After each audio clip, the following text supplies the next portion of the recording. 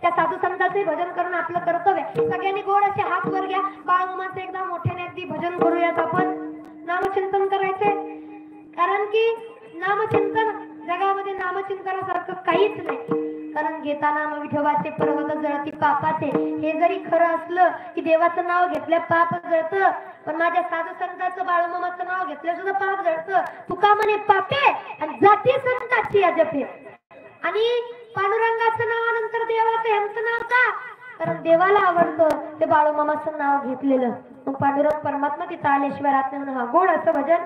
बाळूमामा माझे माझे माझे माझे बाळूमामा माझे मी बाळूमामा माझे माझे माझे माझे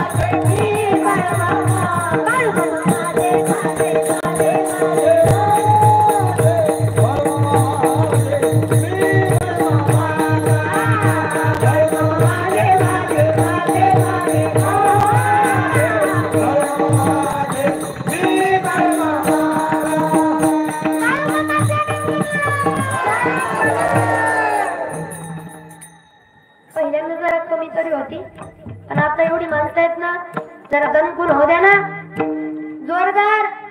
इथली धरती सुद्धा थरथरली पाहिजे, मेडच गाव थरथरलं पाहिजे.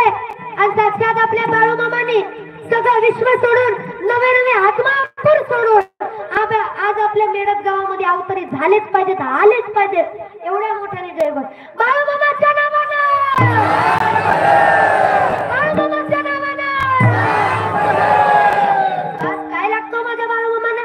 ज्याच्या मुखामध्ये नाव आहे त्याच्यासाठी बाळूमामा पळत आल्याशिवाय राहत नाही. कारण बाळूमामा हे चंदनासारखे स्वतः दिसतात पण या जगाचं कल्याण करून जातात. महाराज अभंगाचं शेवटचं चरण. तुका म्हणे गुण चंदनाचे आने, तुका म्हणे